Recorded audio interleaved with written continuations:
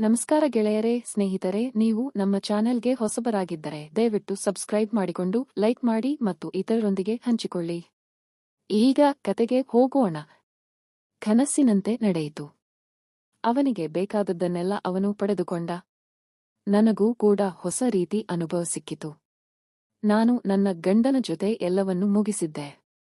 ಎಲ್ಲವೂ ಅವಸರದಲ್ಲಿ ನಡೆಯುತ್ತಿತ್ತು. ಕತೆ ತುಂಬಾ ಇಂಟರೆಸ್ಟಿಂಗ್ ಆಗಿದೆ, ಕೊನೆವರೆಗೂ ಕೇಳಿ. ನನ್ನ ಹೆಸರು ಜ್ವಾಲಾ. ವಯಸ್ಸು 24 ವರ್ಷ. ನನ್ನ 21ನೇ ವರ್ಷದಲ್ಲಿ ಗೌರವನ ಜೊತೆ ಮದುವೆಯಾಯಿತು. ನನ್ನ ಅಪ್ಪ ಒಳ್ಳೆಯ ಕೆಲಸದಲ್ಲಿದ್ದರು.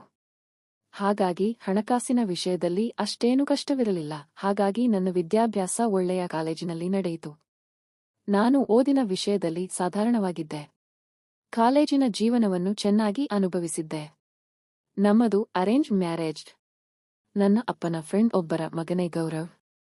ನನಗೆ ಒಳ್ಳೆಯ ಮನೆಗೆ ಕೊಟ್ಟು ಮದುವೆ ಮಾಡಬೇಕೆನ್ನುವುದು ಅಪ್ಪನ ಕನಸಾಗಿತ್ತು.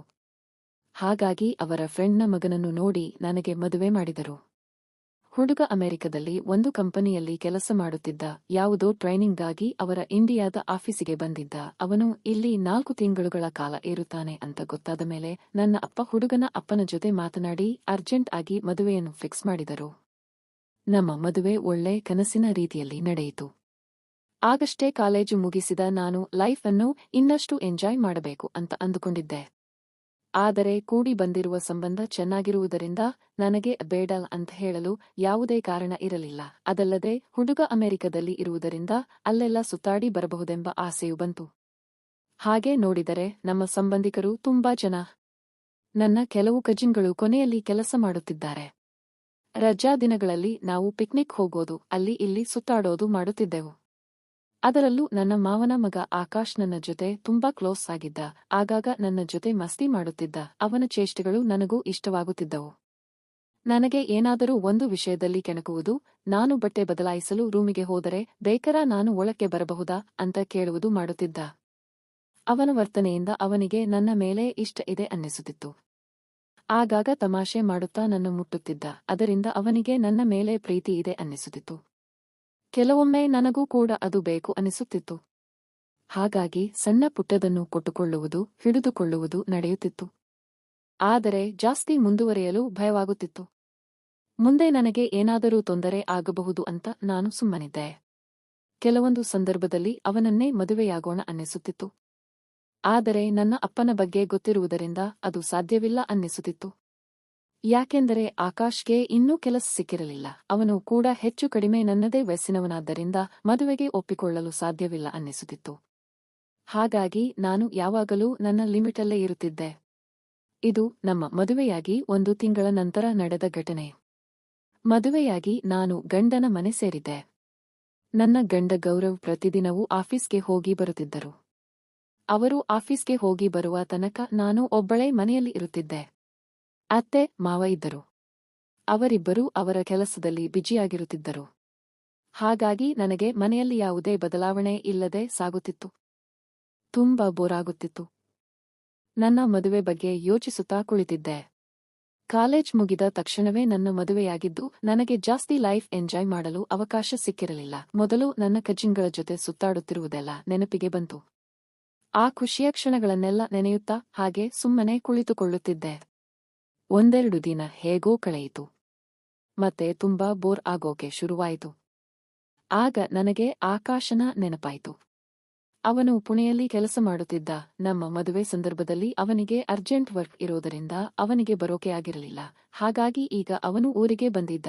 ಊರಿಗೆ ಬಂದಾಗ ನಮ್ಮ ಮನೆಗೆ ಒಮ್ಮೆ ಬಂದು ಹೋಗಿದ್ದ. ಎಲ್ಲರನ್ನೂ ಮೀಟ್ ಮಾಡಿ ಮದುವೆಗೆ ಬರಲು ಆಗದಿದ್ದಕ್ಕೆ ಸಾರಿ ಕೇಳಿ ಹೋಗಿದ್ದ. ಅವನು ಬಂದು ಹೋದ ಮೇಲೆ ಅವನ ನೆನಪು ನನ್ನ ಮನಸ್ಸಿನಲ್ಲಿ ಮತ್ತೆ ಕಾಡತೊಡಗಿತು.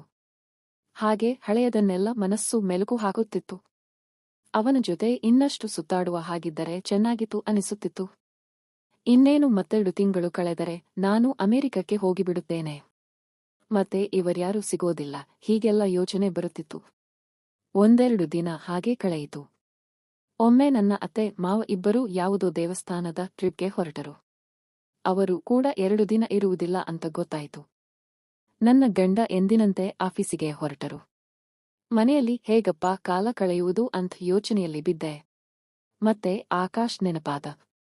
ಅವನನ್ನು ಮನೆಗೆ ಕರೆಸಿಕೊಳ್ಳೋಣ ಅನ್ನಿಸಿತು. ಹಾಗೆ ನೋಡಿದರೆ ಕಾಲೇಜಿನ ದಿನಗಳಲ್ಲಿ ನಾನು ಜಾಸ್ತಿ ತಪ್ಪನ್ನೇ ಮಾಡಿರಲಿಲ್ಲ. ನನ್ನ ಗೆಳತಿಯರಲ್ಲಿ ಕೆಲವರು ಮದುವೆಗೆ ಮುಂಚೆಯೇ ಚೆನ್ನಾಗಿ ಎಂಜಾಯ್ ಮಾಡಿದ್ದರು. ನನಗೆ ಅಂಥ ಅವಕಾಶವೇ ಸಿಕ್ಕಿರಲಿಲ್ಲ. ಮದುವೆಯಂತೂ ನಡೆದು ಹೋಗಿತ್ತು. ಆಕಾಶ್ ಈ ಹಿಂದೆ ಅದೆಷ್ಟು ಬಾರಿ ಟ್ರೈ ಮಾಡಿದ್ದ. ನಾನು ಅವನಿಗೆ ಸಹಕಾರ ನೀಡಿರಲಿಲ್ಲ. ಅವೆಲ್ಲವನ್ನೂ ನೆನಪಿಸಿಕೊಂಡಾಗ ಮನಸ್ಸಿನಲ್ಲಿ ಏನೋ ಒಂದು ತರ ಪೋಲಿ ಆಲೋಚನೆ ಬಂತು. ಅವನಿಗೆ ಫೋನ್ ಮಾಡಿ ಮಾತನಾಡಿದೆ. ಹಳೆಯ ವಿಷಯಗಳನ್ನೆಲ್ಲ ನೆನಪಿಸಿದೆ. ನಮ್ಮ ಮನೆಗೆ ಬರಲು ಹೇಳಿದೆ. ಈ ಹಿಂದೆ ಪೆಂಡಿಂಗ್ ಇರೋದನ್ನೆಲ್ಲ ತೀರಿಸಿಕೊಳ್ಳೋಣ ಅಂದೆ. ಅವನು ಅದಕ್ಕೆ ಒಪ್ಪಲಿಲ್ಲ. ಬೇಡಮ್ಮ, ಈಗಾಗಲೇ ನಿನಗೆ ಮದುವೆಯಾಗಿದೆ. ಅದು ಬೇರೆ. ನಿಮ್ಮ ಮನೆಯಲ್ಲಿ ಅದು ತುಂಬಾ ರಿಸ್ಕ್. ಬೇಡ ಅಂದ. ಆದರೆ ಅವನನ್ನು ಹೇಗೆ ಕರೆಸಿಕೊಳ್ಳಬೇಕು ಅಂತ ನನಗೆ ಗೊತ್ತಿತ್ತು. ನನ್ನ ಕೆಲವೊಂದು ಫೋಟೋ ಕ್ಲಿಕ್ ಮಾಡಿ ಅವನಿಗೆ ಕಳುಹಿಸಿದೆ. ಇದಲ್ಲದೆ ಇನ್ನು ನೀನು ಬರಲ್ಲವಾ ಅಂತ ಕೇಳಿದೆ. ಅವನು ನನ್ನ ಫೋಟೋಗಳನ್ನು ನೋಡಿ ಕೊನೆಗೆ ಒಪ್ಪಿಕೊಂಡ. ಹಾಗೆ ನಮ್ಮ ಮನೆಗೆ ಬಂದ. ಅವನು ಬಂದಾಗ ಒಂದು ನಿಮಿಷವೂ ವ್ಯರ್ಥ ಮಾಡದೆ ಬಾಗಿಲು ಹಾಕಿಕೊಂಡೆ. ಎಲ್ಲವನ್ನೂ ಮುಂಚೆಯಿಂದಲೇ ಯೋಚನೆ ಮಾಡಿ ಪ್ಲಾನ್ ಮಾಡಿಕೊಂಡಿದ್ದ ನಾನು ಆಗಲೇ ಎಲ್ಲವುದಕ್ಕೂ ಸಿದ್ಧವಾಗಿದ್ದೆ. ಈ ಹಿಂದೆ ನೀನು ಏನು ನೋಡಬೇಕು ಅಂತ ಅಂದುಕೊಳ್ಳುತ್ತಿದ್ದೀಯೋ ಅದೆಲ್ಲ ಬೇಕಾದರೆ ನಿನಗೆ ಈಗ ಸಿಗುತ್ತೆ ಅಂತ ಹೇಳಿದೆ. ನಾನು ಯಾವುದರ ಬಗ್ಗೆ ಹೇಳ್ತಾ ಇದ್ದೇನೆ ಅನ್ನೋದು ಅವನಿಗೆ ಅರ್ಥವಾಯಿತು. ಆದರೂ ಸ್ವಲ್ಪ ಹಿಂಜರಿಯುತ್ತಿದ್ದ. ಅವನಿಗೆ ಕನ್ಫರ್ಟ್ ಆಗಲಿ ಅಂತ ಅವನನ್ನು ಹಾಲಲ್ಲಿ ಕೂರಿಸಿ ಅವನಿಗೆ ಕುಡಿಯಲು ಜ್ಯೂಸ್ ಕೊಟ್ಟು ನಾನು ಸ್ನಾನಕ್ಕೆ ಹೊರಟೆ. ಹೊರಗಡೆ ಬರುವಾಗ ಸುತ್ತುಕೊಂಡು ಬಂದೆ. ನನ್ನನ್ನು ಆ ರೀತಿ ನೋಡಿ ಅವನಿಗೆ ತಡೆಯಲಾಗಲಿಲ್ಲ. ನನ್ನನ್ನು ಕದ್ದು ನೋಡುತ್ತಿದ್ದ ಅವನು ರೂಮ್ಗೆ ಬಂದು ಹಾಗೆ ನನ್ನ ಪಕ್ಕದಲ್ಲಿ ಬಂದು ಕುಳಿತುಕೊಂಡ. ನನ್ನನ್ನು ನೋಡುತ್ತಾ ನೀನು ಹೀಗೆಲ್ಲ ಮಾಡಿದರೆ ಆಮೇಲೆ ಏನಾದರೂ ತಪ್ಪಾಗಬಹುದು ಅನ್ನೋ ಮಾತು ಹೇಳಿದ. ಆಗಬಹುದು ಅಂದ. ಅದು ನಡೆಯಲಿ ಅಂದಾನೇನ್. ನಾನು ಹೀಗೆ ಬಂದಿದ್ದು ಅಂತ ಹೇಳಿದೆ. ಮುಂದಿನದಕ್ಕೆ ಅವನಿಗೆ ನಾನು ಹೇಳಿಕೊಡಬೇಕಾಗಲಿಲ್ಲ. ಎಲ್ಲವೂ ಕನಸಿನಂತೆ ನಡೆಯಿತು. ಅವನಿಗೆ ಬೇಕಾದದ್ದನ್ನೆಲ್ಲ ಅವನು ಪಡೆದುಕೊಂಡ. ನನಗೂ ಕೂಡ ಹೊಸ ರೀತಿ ಅನುಭವ ಸಿಕ್ಕಿತು. ನಾನು ನನ್ನ ಗಂಡನ ಜೊತೆ ಎಲ್ಲವನ್ನೂ ಮುಗಿಸಿದ್ದರು. ಎಲ್ಲವೂ ಅವಸರದ ನಡೆಯುತ್ತಿತ್ತು. ಅವರು ಕೆಲಸದಲ್ಲಿ ಬ್ಯುಸಿಯಾಗಿರುವುದರಿಂದ ಅವರ ಜೊತೆ ಜಾಸ್ತಿ ಕ್ಲೋಸ್ ಆಗಲು ಸಾಧ್ಯವಾಗಿರಲಿಲ್ಲ. ಈಗ ಆಕಾಶ್ ಜೊತೆ ಎಲ್ಲವನ್ನೂ ನಿಧಾನವಾಗಿ ಅನುಭವಿಸಿದೆ. ಆಮೇಲೆ ಸ್ವಲ್ಪ ಹೊತ್ತು ರೆಸ್ಟ್ ಮಾಡಿ ಆಕಾಶ್ ಮನೆಗೆ ಹೊರಟು ನಿಂತ. ಇನ್ನೇನು ಡೋರ್ ಓಪನ್ ಮಾಡಬೇಕು ಅಷ್ಟರಲ್ಲಿ ಎದುರುಗಡೆ ಮನೆಯ ಆಂಟಿ ಬಂದಿದ್ದರು. ನಮ್ಮಿಬ್ಬರನ್ನು ನೋಡಿ ಆಶ್ಚರ್ಯದಿಂದ ನೋಡುತ್ತಾ ನಿಂತರು. ನನಗೆ ಒಂದು ಕ್ಷಣ ಏನು ಹೇಳುವುದು ಅಂತ ಗೊತ್ತಾಗಲಿಲ್ಲ. ಆಗ ನಾನು ಅವರಿಗೆ ನಮ್ಮ ಮನೆಯಿಂದ ಅಣ್ಣ ಬಂದಿದ್ದಾನೆಲ್ಲ ಅಂತ ಹೇಳಿ ಆಕಾಶ್ ನನ್ನ ಪರಿಚಯ ಮಾಡಿದೆ. ಅವರು ಸ್ವಲ್ಪ ಹೊತ್ತು ಮಾತನಾಡಿ ಅವರ ಮನೆಗೆ ವಾಪಸ್ ಹೋದರು. ಆಕಾಶ್ ಹಾಗೆ ತನ್ನ ಮನೆಗೆ ಹೋದ. ಮರುದಿನ ಅತ್ತೆ ಮಾವ ಮನೆಗೆ ಬಂದರು. ಪಕ್ಕದ ಮನೆ ಆಂಟಿ ಎಲ್ಲಾದರೂ ಹೇಳಿಬಿಡಬಹುದು ಅನ್ನುವ ಡೌಟ್ ಇತ್ತು. ಅದಕ್ಕಾಗಿ ನಿನ್ನೆ ಅಣ್ಣ ಬಂದಿದ್ದ ನಮ್ಮ ಮನೆಗೆ ಅಂತ ಅತ್ತೆಗೆ ಹೇಳಿದೆ. ಅವರು ನನ್ನ ನಿಜವಾದ ಅಣ್ಣ ಸೂರಜ್ ಬಂದಿರಬಹುದು ಅಂತ ಅಂದುಕೊಂಡರು. ಓ ಹೌದಾ? ಅಯ್ಯಯ್ಯೋ, ನಾವಿಲ್ಲದಿರುವಾಗಲೇ ಬರಬೇಕಿತ್ತಾ? ನೀನು ಅವನನ್ನು ಚೆನ್ನಾಗಿ ನೋಡಿಕೊಂಡೆಯೋ ಹೇಗೆ ಅಂತ ಕೇಳಿದರು. ಹೌದು ಅತ್ತೆ, ತುಂಬಾ ಚೆನ್ನಾಗಿ ನೋಡಿಕೊಂಡೆ. ಅವನಿಗೆ ಯಾವುದಕ್ಕೂ ಕೊರತೆ ಆಗದ ಹಾಗೆ ಮಾಡಿದೆ ಅಂತ ನಾನು ಮನಸ್ಸಲ್ಲಿ ನಗುತ್ತಿದ್ದೆ. ಇದಾದ ನಂತರ ಮತ್ತೆರಡು ತಿಂಗಳಲ್ಲಿ ನನ್ನ ಗಂಡನ ಆಫೀಸಿನ ಕೆಲಸ ಮುಗಿಯಿತು. ನಾವು ಅಮೆರಿಕಕ್ಕೆ ಹೊರಟೆವು. ಅಮೆರಿಕಾದಲ್ಲಿ ನನ್ನ ಗಂಡನಿಗೆ ಅಷ್ಟೊಂದು ಜಾಸ್ತಿ ಕೆಲಸದ ಒತ್ತಡ ಇರಲಿಲ್ಲ. ಹಾಗಾಗಿ ಸರಿಯಾದ ಟೈಮ್ಗೆ ಮನೆಗೆ ಬರುತ್ತಿದ್ದರು. ಅದರಿಂದ ನಾವು ಜೊತೆಯಾಗಿ ಚೆನ್ನಾಗಿ ಕಾಲ ಕಳೆದೆವು.